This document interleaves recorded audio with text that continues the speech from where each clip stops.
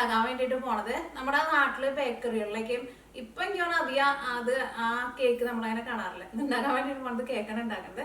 അപ്പൊ ഇതിനെ ഞങ്ങളുടെ സൈഡിലേക്കും മഞ്ഞ പൂ കേക്ക് എന്നാണ് പറയുന്നത്. എനിക്ക് പല സ്ഥലത്തും പലതായിരിക്കും പറയുന്നത്. ആ കേക്ക് കാണുമ്പോൾ നിങ്ങൾക്ക് പെട്ടെന്ന് ഓർമ്മ വരും. അതിന് നടുക്ക് ഒരു ജാമൊക്കെ വെച്ചിട്ട്. അപ്പൊ ഇത് നമുക്ക് സാധാരണ ഇത് ഓവനിൽ വെച്ചിട്ടാണ് ബേക്ക് ചെയ്തിട്ട് എടുക്കുന്നത്. പക്ഷെ ഓവൻ ഇല്ലാണ്ട് തന്നെ നമുക്ക് പാനിൽ വെച്ചിട്ട് ആ സെയിം ടേസ്റ്റിലും ആ സെയിം ടെക്സ്ചറിലും നമുക്കിത് റെഡി ആക്കിയിട്ട് എടുക്കാൻ വേണ്ടിയിട്ട് പറ്റും. പിന്നെ ഇതിനൊരു ഷേപ്പ് കൊടുക്കുന്നുണ്ട്. ആ ഷേപ്പ് കാണുമ്പോൾ നിങ്ങൾ പേടിക്കണ്ട, അതൊരു സ്പൂൺ വെച്ചിട്ടാണ് ചെയ്യുന്നത്. ഭയങ്കര സിമ്പിളായിട്ട് ആർക്കും റെഡി ആക്കിയിട്ട് എടുക്കാം. ഒരുപാട് സാധനങ്ങളൊന്നും ആവശ്യമില്ല തന്നെ. അപ്പോൾ നിങ്ങൾ ട്രൈ ചെയ്ത് നോക്കാൻ വേണ്ടിയിട്ട് മറക്കരുത് കേട്ടോ. പിന്നെ ലാസ്റ്റ് അപ്ലോഡ് ചെയ്തിട്ടുണ്ടായത് ചിക്കൻ കബാബിന്റെ റെസിപ്പി ആയിരുന്നു. നിങ്ങൾ കുറേ പേരൊക്കെ ട്രൈ ചെയ്ത് നോക്കിയിട്ട് നല്ല ടേസ്റ്റ് ഉണ്ടായിരുന്നു. അപ്പോൾ വീഡിയോ കാണാത്തവരുണ്ടെന്ന് വെച്ചിട്ടുണ്ടെങ്കിൽ ആ വീഡിയോ കൂടിയിട്ട് കണ്ടു നോക്കാം. ട്രൈ ചെയ്ത് നോക്കാനും മറക്കരുത് കേട്ടോ. പിന്നെ നിങ്ങളെല്ലാവരും സുഖമായിട്ടിരിക്കുന്നു വിചാരിക്കണം. ഇവിടെ ഞങ്ങളെല്ലാവരും സുഖമായിട്ടിരിക്കണം. അപ്പോൾ ഇത് നമുക്ക് ഒട്ടും സമയങ്ങളായിട്ട് തന്നെ നമ്മുടെ കുപ്പിയിലിട്ട് വയ്ക്കണ പൂ കേക്ക് നമുക്ക് റെഡിയാക്കിയിട്ട് എടുക്കാം. ഇനി നമുക്ക് ഇതിലേക്കുള്ള മിക്സിങ് റെഡിയാക്കാം. അപ്പോൾ ഞാനിവിടെ സാധനങ്ങളൊക്കെ എടുത്ത് വെച്ചിട്ടുണ്ട്. അപ്പോൾ നമുക്ക് ഇതിലേക്ക് വേണ്ടത് 1.5 കപ്പ് മൈദപ്പൊടി വേണം. അത് ഞാനിവിടെ 250 ml മെഷറിംഗ് കപ്പിൽ 1.5 കപ്പ് മൈദപ്പൊടിയാണ് എടുത്തേക്കുന്നത്. പിന്നെ ഒരു മുട്ട വേണം. ഇത് നോക്കിയത് അത്യാവശ്യം നല്ല വലിയ മുട്ടയാണ്. ചിലപ്പോൾ നിങ്ങൾ കടയിൽ നിന്നൊക്കെ വാങ്ങുമ്പോൾ ഭയങ്കര ചെറിയ മുട്ടയൊക്കെയെന്ന് വെച്ചിട്ടുണ്ടെങ്കിൽ ചിലപ്പോൾ ഒരു മുട്ടയും പിന്നെ കുറച്ചും കൂടി വേണ്ടി വരും. അത് ഞാൻ മിക്സ് ചെയ്യുന്ന സമയത്ത് പറയാം കേട്ടോ. പിന്നെ 1/2 കപ്പ് പഞ്ചസാര എടുത്തിട്ടുണ്ട്. അതും ഞാനിവിടെ 250 ml മെഷറിംഗ് കപ്പിൽ ആണ് എടുത്തേക്കുന്നത്. പിന്നെ പഞ്ചസാര എടുക്കുമ്പോൾ പൊടിച്ചിട്ട് എടുക്കുക. പിന്നെ വാനില എസൻസ് വേണം. 4 ടേബിൾ സ്പൂൺ ബട്ടർ വേണം. ഈ ബട്ടർ ഒന്ന് മെൽറ്റ് ആക്കിയിട്ട് എടുക്കണം കേട്ടോ. ബട്ടർ ഇപ്പോൾ ഉപ്പുള്ള ബട്ടർ അല്ലെങ്കിൽ ഉപ്പില്ലാത്ത ബട്ടർ, രണ്ട് ബട്ടർ ഏത് ടൈപ്പ് ബട്ടർ ആയിരുന്നാലും കുഴപ്പമില്ല. പിന്നെ ബേക്കിംഗ് പൗഡറും വേണം. പിന്നെ നമ്മൾ ഈ ബിസ്ക്കറ്റിൻ്റെ നടുക്കായിട്ട് കുറച്ച് ജാം വയ്ക്കും. അപ്പോൾ അതിന് വേണ്ടിയിട്ട് ജാമും വേണം. അത് നമുക്ക് ലാസ്റ്റ് വെക്കാം. അപ്പോൾ ഇനി മിക്സിങ് റെഡിയാക്കാൻ വേണ്ടിയിട്ട് പോകണം. അതിന് വേണ്ടിയിട്ട് ഒരു ബൗൾ എടുക്കുക. ഇതിലേക്ക് 1/2 കപ്പ് പഞ്ചസാര ചേർക്കുക. എല്ലാവരും കറക്റ്റ് അളവിൽ എടുക്കണം കേട്ടോ. എന്നാൽ മാത്രമേ ഇത് നമ്മളെല്ലാം കൂടിയിട്ട് നന്നായിട്ട് ഇങ്ങനെ കുഴച്ചിട്ട് എടുത്തിട്ട് വരുമ്പോൾ ആ കറക്റ്റ് പരുവത്തിൽ നമുക്ക് കിട്ടുള്ളൂ. ഇതിലേക്ക് ഒരു മുട്ട ചേർക്കുക.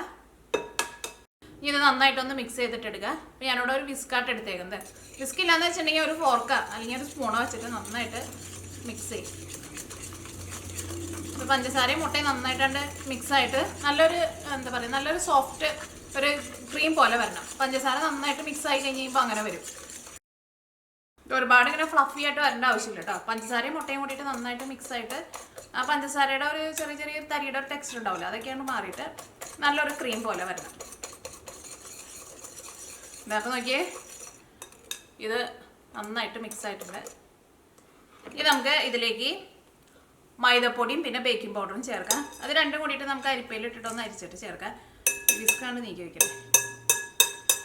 ഒന്നും വേസ്റ്റാക്കി കളയരുത് കേട്ടോ. കാരണം അല്ലെങ്കിൽ നമ്മൾ മിക്സ് ചെയ്തിട്ട് എടുത്ത് വരുമ്പോൾ നമ്മുടെ മിക്സിങ് റെഡി ആയിട്ട് വരില്ല. അപ്പോൾ ഞാൻ ഇതിലേക്ക് 1.5 കപ്പ് മൈദപ്പൊടിയാണ് ചേർക്കുന്നത്. 3/4 ടീസ്പൂൺ ബേക്കിംഗ് പൗഡർ ചേർക്കുക. ടേബിൾ സ്പൂണിലല്ല കേട്ടോ ചേർക്കുന്നത്, ടീസ്പൂണിലാണ് ചേർക്കുന്നത്. അപ്പോൾ ഞാൻ 1/2 ടീസ്പൂണാണ് ചേർത്തത്. ഇനി നമുക്കൊരു 1/4 ടീസ്പൂണും കൂടിയിട്ട് ചേർക്കാം. ഇതിലേക്ക് ഒരു നുള്ള ഉപ്പും കൂടി ചേർക്കുന്നുണ്ട്. ഇത് ഒറ്റയടിക്ക് ചേർത്തോ കുഴപ്പമില്ല. അങ്ങനെ ഇതെല്ലാം കൂടിയിട്ട് നമുക്ക് ഇനി നന്നായിട്ട് കൈ കൊണ്ട് കുഴച്ചിട്ട് എടുക്കണം. ഇനി ഇതിലേക്ക് 4 ടേബിൾ സ്പൂൺ ബട്ടർ ചേർക്കുക. അപ്പോൾ ഞാനിവിടെ എടുത്ത് വെച്ചിരുന്നത് നല്ല കട്ടയായിട്ടല്ലേ ഇരുന്നത്, ഞാനൊന്ന് മെൽറ്റാക്കിയിട്ട് എടുത്തിട്ടുണ്ട്. കറക്റ്റ് 4 ടേബിൾ സ്പൂൺ തന്നെ ചേർക്കണം കേട്ടോ. അതും കൂടിയിട്ട് ചേർക്കട്ടെ. ഇതെല്ലാം കൂടിയിട്ട് നന്നായിട്ട് മിക്സ് ചെയ്യാം. ഇതേപോലെ ഒരു സ്പാച്ചലി ഉണ്ടെന്ന് വെച്ചിട്ടുണ്ടെങ്കിൽ എന്ത് സാധനം മിക്സ് ചെയ്യാൻ വേണ്ടിയിട്ട് എളുപ്പം കേട്ടോ. ഫസ്റ്റ് നമ്മൾ ഇതേപോലെ ഇങ്ങനെ മിക്സ് ചെയ്യുക. അത് കഴിഞ്ഞിട്ട് നമ്മൾ കൈ കൊണ്ട് നന്നായിട്ട് കുഴച്ചിട്ടെടുക്കും. അപ്പോൾ ഇതിലേക്ക് ഞാനിവിടെ ഒരു സാധനം കൂടിയിട്ട് ചേർക്കാൻ വേണ്ടിയിട്ട് മറന്നു. അപ്പോൾ നമ്മുടെ ബിസ്ക്കറ്റിൻ്റെ കളറ് ഒരു മഞ്ഞ കളറാണല്ലോ. അപ്പോൾ ഞാനിതിലേക്ക് ഒരു സാധനം കൂടിയിട്ട് ചേർക്കാൻ വേണ്ടിയിട്ട് മറന്നിട്ടുണ്ട്. നമ്മുടെ ബിസ്ക്കറ്റിൻ്റെ കളറ് മഞ്ഞ കളറാണല്ലോ. അപ്പോൾ ഒന്നല്ലെങ്കിൽ നമുക്ക് യെല്ലോ ഫുഡ് കളർ ചേർക്കാം. അപ്പോൾ ഞാനിവിടെ കളറിന് വേണ്ടിയിട്ട് കുറച്ച് മഞ്ഞൾപ്പൊടിയാണ് ചേർക്കുന്നത്. അത് നമ്മൾ അരിപ്പയിലേക്ക് ഇട്ടിട്ട് അരിച്ചിട്ട് ചേർക്കില്ലേ, ആ മൈദപ്പൊടിയും പിന്നെ ബേക്കിംഗ് പൗഡറും ഉപ്പും കൂടിയിട്ട്. നമ്മൾ കടയിൽ നിന്ന് ഇത് വാങ്ങുമ്പോൾ നല്ല മഞ്ഞ കളറായിരിക്കുമല്ലോ, അവർ നല്ല യെല്ലോ കളർ ചേർക്കും. അപ്പോൾ നല്ല ഓർഗാനിക് യെല്ലോ കളറൊക്കെ കിട്ടാന്ന് വെച്ചിട്ടുണ്ടെങ്കിൽ നിങ്ങളത് ചേർത്തോ. നോക്കി നമ്മുടെ മിക്സിങ് കണ്ട ഇതേപോലെ നമുക്ക് കിട്ടണം. അപ്പോൾ ഇത് ഞാൻ കൈ കൊണ്ട് നമുക്ക് നന്നായിട്ടൊന്ന് കുഴച്ചിട്ടെടുക്കാം. ഇപ്പോൾ നോക്കിയാൽ നമ്മുടെ മിക്സിങ് നോക്കിയേ ഇതേപോലെ നമുക്ക് കിട്ടണം. കയ്യിൽ വെച്ചിട്ട് ഇങ്ങനെ ഉരുട്ടാൻ വേണ്ടിയിട്ട് പറ്റണം. കൈമ ഇങ്ങനെ ഒട്ടും പിടിക്കുകയും ചെയ്യരുത്. കണ്ട അപ്പോൾ മാവ് അങ്ങനെ ഭയങ്കര ടൈറ്റായിട്ട് തന്നെ ഇരിക്കണേന്ന് വെച്ചിട്ടുണ്ടെങ്കിൽ നിങ്ങൾ അതനുസരിച്ചിട്ട് ഒരു മുട്ട എടുക്കുക, എന്നിട്ട് നന്നായിട്ട് ബീറ്റ് ചെയ്തിട്ട് അതനുസരിച്ചിട്ട് ചേർത്ത് കൊടുക്കുക. ഇനി ഭയങ്കരമായിട്ട് നമ്മുടെ കൈ മുട്ടി പിടിക്കാന്ന് വെച്ചിട്ടുണ്ടെങ്കിൽ നിങ്ങൾ അതനുസരിച്ചിട്ട് കുറച്ച് മൈദപ്പൊടിയും കൂടിയിട്ട് ചേർത്ത് കൊടുക്കുക. അത് നിങ്ങൾ എടുക്കുന്ന അളവിലുള്ള വ്യത്യാസം കൊണ്ടായിരിക്കും അങ്ങനെ വരുന്നത്. കറക്റ്റ് അളവിൽ എടുത്തിട്ടുണ്ടെന്ന് വെച്ചിട്ടുണ്ടെങ്കിൽ കറക്റ്റായിട്ട് കിട്ടും. ഇവിടെ നോക്കിയാൽ ഈ പാൻ്റെ അടിയിൽ കുറച്ച് ഒട്ടി പിടിച്ചിട്ടുണ്ട്, അത് കുഴപ്പമില്ല. അപ്പോൾ നമ്മൾ അതനുസരിച്ചിട്ട് പൊടി ചേർക്കണ്ട. ഇതിപ്പോൾ അങ്ങനെ കുഴപ്പമില്ലാത്ത ഒരു കൺസിസ്റ്റൻസിയാണ്. ഭയങ്കരമായിട്ട് കൈമേക്ക് ഭയങ്കരമായിട്ട് ഒട്ടി പിടിക്കാണ്, തീരെ കുഴക്കാൻ പറ്റുന്നില്ല എന്ന് വെച്ചിട്ടുണ്ടെങ്കിൽ മാത്രം പൊടി ചേർത്താൽ മതി. ഈ മാവ് ഭയങ്കര ടൈറ്റായിട്ട് വരരുത്. ഇതൊരു 10 മിനിറ്റ് റെസ്റ്റ് ചെയ്യാൻ വേണ്ടിയിട്ട് വയ്ക്കുക. ഓക്കെ, ഞാനിവിടെ 10 മിനിറ്റ് റെസ്റ്റ് ചെയ്യാൻ വേണ്ടിയിട്ട് വെച്ചിട്ടുണ്ടായിരുന്നു. ഇനി എന്തെങ്കിലും വെച്ചിട്ടുണ്ടെങ്കിൽ ഇതിൽ നിന്ന് ഓരോ ചെറിയ ഉരുളയാക്കിയിട്ട് എടുക്കുക. ഒരുപാട് ഭയങ്കര ചെറുതായിട്ട് എടുക്കണ്ട, നോക്കിയാൽ ഇത്രയ്ക്കുള്ള ഒരു ഉരുള. എന്നിട്ട് നീക്കി വയ്ക്കിട്ട് കേട്ടോ. ഇത് കയ്യിൽ വെച്ചിട്ട് ഉരുട്ടിയിട്ട് നല്ല സോഫ്റ്റ് ആക്കിയിട്ട് എടുക്കുക. ഇത് നോക്കി നമ്മുടെ കൈമയൊന്നും ഇപ്പോൾ ഒട്ടും ഒട്ടി പിടിക്കണില്ല കേട്ടോ. അപ്പോൾ ഒട്ടി പിടിക്കുന്നുണ്ടെന്ന് വെച്ചിട്ടുണ്ടെങ്കിൽ നിങ്ങൾ അതനുസരിച്ചിട്ട് മൈദപ്പൊടി ചേർത്ത് കൊടുക്കുക. നിങ്ങളുടെ അളവ് ശരിയല്ലാണ്ട് ഇതെങ്കിൽ നമ്മൾ ഉരുട്ടിയിട്ട് എടുക്കുമ്പോൾ നല്ല സോഫ്റ്റ് ആയിട്ട് വരും. വേണ്ട എന്തെങ്കിലും വെച്ചിട്ടുണ്ടെങ്കിൽ ഇത് കയ്യിൽ വെച്ചിട്ട് പതുക്കെ പ്രസ് ചെയ്യുക. ഭയങ്കര തിന്നായിട്ട് പരത്തരുത്. എല്ലാ സൈഡും ഒരേപോലെ കറക്റ്റായിട്ട് നോക്കി ഇതേപോലെ. ഇനി എന്തെങ്കിലും വെച്ചിട്ടുണ്ടെങ്കിൽ നമ്മുടെ ആ ബിസ്ക്കറ്റിന് ഒരു ഷേപ്പ് ഉണ്ടല്ലോ, അപ്പോൾ ഷേപ്പ് കൊടുക്കാൻ വേണ്ടിയിട്ട് നോക്കി ഞാനിവിടെ ഒരു സ്പൂൺ എടുത്തിട്ടുണ്ട്, ടേബിൾ സ്പൂണായിട്ട് എടുത്തേക്കുന്നത്. ഇതെന്തെങ്കിലും വെച്ചിട്ടുണ്ടെങ്കിൽ കാണിക്കാം. ഇതിങ്ങനെ ചെരിച്ച് പിടിച്ചിട്ട് പതുക്കെ നോക്കിയത് ഇങ്ങനെ പ്രസ് ചെയ്യുക. അപ്പോൾ അവിടെ ഒരു മാർക്ക് വീണു. അപ്പോൾ ഈ മാർക്ക് വീഴുമ്പോൾ ഈ ഏറ്റവും എൻഡിൽ അങ്ങോട്ട് കട്ടായി പോകരുത്. പിന്നെ ഈ സെൻറ്ററിൽ നിന്ന് വേണം നമ്മളത് തുടങ്ങാൻ വേണ്ടിയിട്ട്. അത് ഇങ്ങനെ കുറച്ച് സ്പേസ് ഇട്ട് ഇതേപോലെ ചെയ്യും.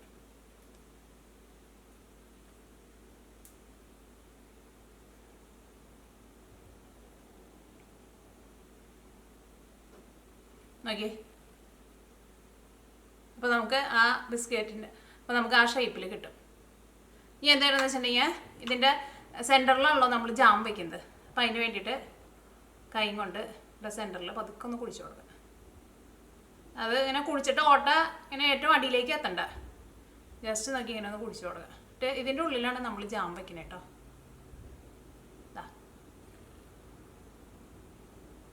അപ്പോൾ നമുക്ക് ബാക്കിയുള്ളതെല്ലാവരും ഇതേപോലെ തന്നെ റെഡി ആക്കിയിട്ട് എടുക്കുക. ആ സ്പൂൺ വെച്ചിട്ടുള്ള ഷേപ്പ് നിങ്ങൾ ഒരു പ്രാവശ്യം ചെയ്ത് നോക്കാം, പെട്ടെന്ന് നല്ല ഈസി ആയിട്ട് ചെയ്യാൻ വേണ്ടിയിട്ട് പറ്റും. അതിങ്ങനെ ഒരേ ഡയറക്ഷനിൽ തന്നെ പോകണം കേട്ടോ. അപ്പോൾ ഇത് ഞാനിവിടെ ബേക്ക് ചെയ്യാൻ വേണ്ടിയിട്ട് പോണത് നോക്കി നമ്മുടെ ഈ ഫ്രൈ പാനിലാണ് ബേക്ക് ചെയ്യാൻ വേണ്ടിയിട്ട് പോണത്. നമ്മുടെ കയ്യിൽ നിന്ന് എടുത്ത് വെക്കുമ്പോൾ അതിൻ്റെ ഷേപ്പ് പോവാണ്ട് നല്ല ഭംഗിയിൽ ഇതാ ഇങ്ങനെ ഇവിടെ ആക്കി. അപ്പോൾ ഈ നമുക്ക് ബാക്കിയുള്ളതെല്ലാവരും ഇതേപോലെ തന്നെ റെഡി ആക്കിയിട്ട് എടുക്കുക.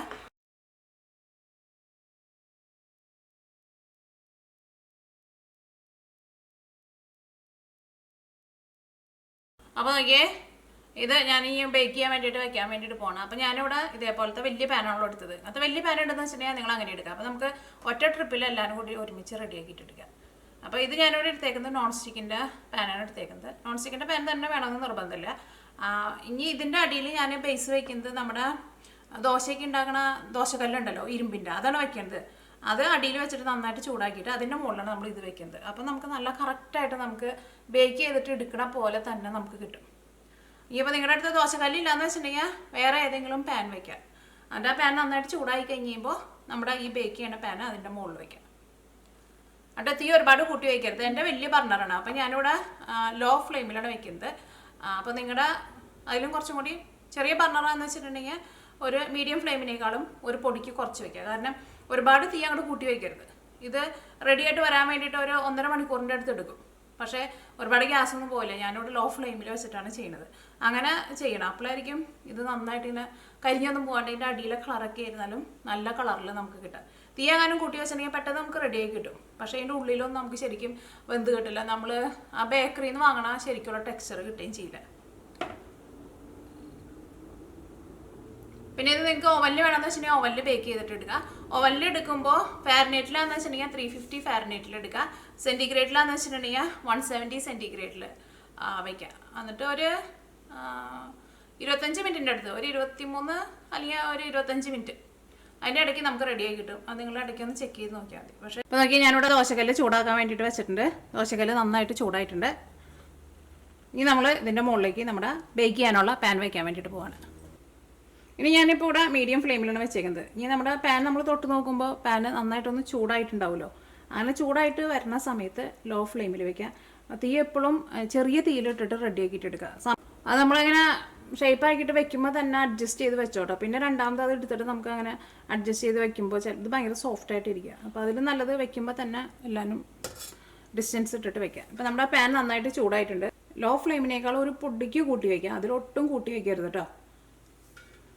അപ്പം ഇനി ഇത് മൂടി വയ്ക്കട്ടെ. നമുക്കൊരു അരമണിക്കൂർ കഴിഞ്ഞ് കഴിയുമ്പോൾ നമുക്കൊന്ന് തുറന്നിട്ട് ഈ മൂടിയുടെ ഉള്ളിൽ ചിലപ്പോൾ ഈ വിയർപ്പ് ആവി ഇരിക്കുന്നുണ്ടാവുമല്ലോ, ആവി വെള്ളം വന്നിട്ടുണ്ടെന്ന് വെച്ചാൽ നമുക്കൊന്ന് തുടച്ച് കളയണം കേട്ടോ. അതങ്ങനെ ഇരുന്നോളൂ, നമ്മൾ നേരം നോക്കിയിരിക്കേണ്ട ആവശ്യമില്ല. എന്തായിരുന്നാലും ഒരു 1.5 മണിക്കൂറിൻ്റെ അടുത്ത് എടുക്കും. ഇപ്പം നോക്കിയേ, ഞാനിവിടെ ഇത് ബേക്ക് ചെയ്യാൻ വേണ്ടിയിട്ട് വെച്ചിട്ട് ഇപ്പോൾ 1 മണിക്കൂറായിട്ടുണ്ട്. എൻ്റെ ഇടയ്ക്ക് ഞാൻ 2 പ്രാവശ്യം തുറന്നു നോക്കിയിട്ടുണ്ടായിരുന്നു. ഇപ്പോൾ ഒരു അരമണിക്കൂർ കഴിഞ്ഞപ്പോൾ തുറന്നു നോക്കിയിട്ടുണ്ടായിരുന്നു. അപ്പോൾ അങ്ങനെ സ്മെല്ലൊന്നും വരണ്ടായിരുന്നില്ല. ഇപ്പോൾ തുറന്നു കഴിഞ്ഞപ്പോൾ അത്യാവശ്യം നല്ല സ്മെല്ലൊക്കെ വരുന്നുണ്ട്. അപ്പോൾ ഇത് നിങ്ങൾ വെക്കുമ്പോൾ കുറച്ചും കൂടി സ്പേസ് ഇട്ടിട്ട് വെക്കണം കേട്ടോ. ഇത് നോക്കിയാൽ ഇവിടെ സെൻറ്ററിൽ വെച്ചത് രണ്ടും കൂടിയിട്ട് ചെറുതായിട്ട് ഇങ്ങനെ കൂട്ടിയിട്ടുണ്ട്. സെൻറ്ററിൽ നോക്കി കുഴിച്ചിട്ട് കൊടുക്കുമ്പോൾ അത്യാവശ്യം നന്നായിട്ട് കുഴിച്ചിട്ട് കൊടുക്കണം കേട്ടോ. അല്ലെങ്കിൽ ഇതൊന്ന് പൊന്തി വരും. അപ്പോൾ ചിലപ്പോൾ ആ കുഴി നമുക്ക് അവിടെ അത്രയ്ക്ക് നല്ല ഭംഗിയിൽ കിട്ടില്ല കേട്ടോ. നമ്മൾ നോക്കി ഇങ്ങനെ തൊട്ടിങ്ങനെ പതുക്കെ ഒന്ന് അമർത്തി നോക്കുമ്പോൾ ഒന്ന് സോഫ്റ്റായിട്ടാണ് ഇരിക്കുന്നത്. ഒന്നും കൂടിയും ഒന്ന് റെഡി ആവാനുണ്ട്. നമുക്ക് പറഞ്ഞെടുത്തിട്ട് ഇതിൻ്റെ അടിഭാഗം നോക്കാനായിട്ട് നോക്കാം. അടിഭാഗം നല്ലൊരു ഗോൾഡൻ കളറിൽ നിന്ന് മാറിയിട്ട്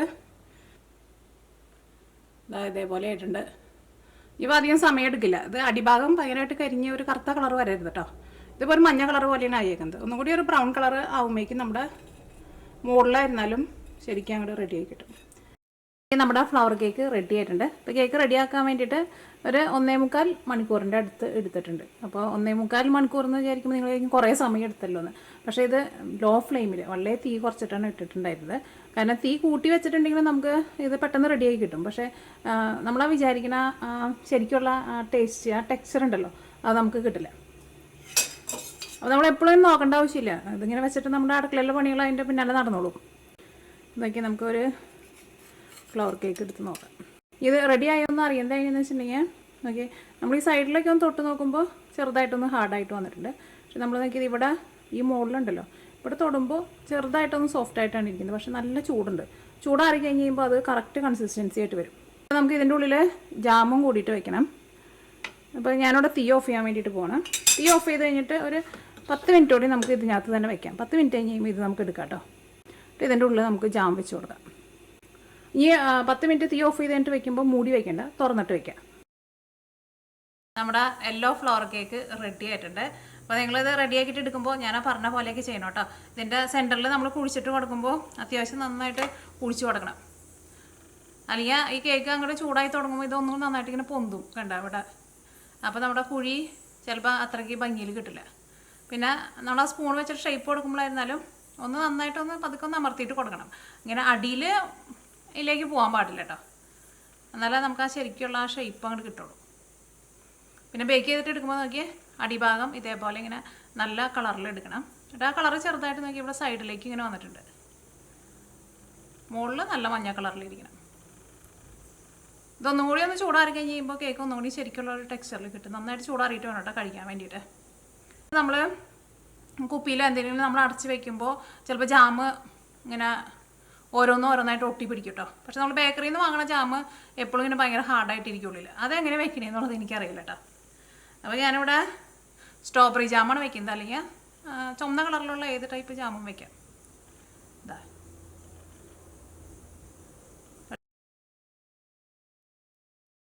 അപ്പോൾ അതാ നോക്കിയേ, നമ്മുടെ ഫ്ലവർ കേക്ക് റെഡി ആയിട്ടുണ്ട്. അപ്പോൾ ഇത് ഇരുന്നിട്ട് നന്നായിട്ട് ചൂടാറിയിട്ടുണ്ട്. നന്നായിട്ട് ചൂടാറിയിട്ട് വേണം കേട്ടോ കഴിക്കാൻ വേണ്ടിയിട്ട്. ഇതിപ്പോൾ ഇന്ന് നമ്മൾ ഉണ്ടാക്കിയിട്ടുണ്ടെങ്കിൽ നാളേക്ക് കഴിക്കാനായിരിക്കും നല്ല ടേസ്റ്റ് ഉണ്ടാവും. അപ്പോഴായിരിക്കും അതിൻ്റെ ടെക്സ്ചറൊക്കെ കറക്റ്റായിട്ട് വരാം. പിന്നെ ഈ ജാമ് ഇതെങ്ങനെയാണ് ഇതുമ്പോൾ ഹാർഡായിട്ട് വെക്കണതെന്ന് എനിക്കറിയില്ല കേട്ടോ. അപ്പോൾ നിങ്ങൾ ടിന്നിലിട്ട് വെക്കാമെന്ന് വെച്ചിട്ടുണ്ടെങ്കിൽ അത് നോക്കി വെക്കണം. അല്ലെങ്കിൽ ഈ ജാമ് എല്ലായിടത്തും ആവും. അപ്പോൾ നമുക്കതൊന്ന് നോക്കട്ടെ, തുറന്ന് നോക്കട്ടെ എങ്ങനെ ഇരിക്കണേന്ന് നോട്ടെ. ഇങ്ങനെ ഹാർഡായിട്ട് വന്നിട്ടുണ്ട്. പക്ഷെ നമ്മൾ കഴിക്കുമ്പോൾ നല്ല ടേസ്റ്റ് ആയിരിക്കും കണ്ടേ. കേക്കിൻ്റെ ഒരു ടെക്സ്ചർ അല്ലല്ലോ ഇത് നമ്മൾ കഴിക്കുമ്പോൾ. ഞാൻ ഒന്ന് കഴിച്ചു കൊണ്ടേ. ശരിക്കും നമ്മൾ ആ ബേക്കറിയിൽ നിന്ന് വാങ്ങിച്ച് കഴിക്കുന്ന സെയിം ടേസ്റ്റ് തന്നെ കിട്ടിയിട്ടുണ്ട്. നിങ്ങളെല്ലാവരും ട്രൈ ചെയ്ത് നോക്കുക. ട്രൈ ചെയ്ത് നോക്കിയിട്ട് ഫീഡ്ബാക്ക് പറയാൻ വേണ്ടിയിട്ട് മറക്കരുത്.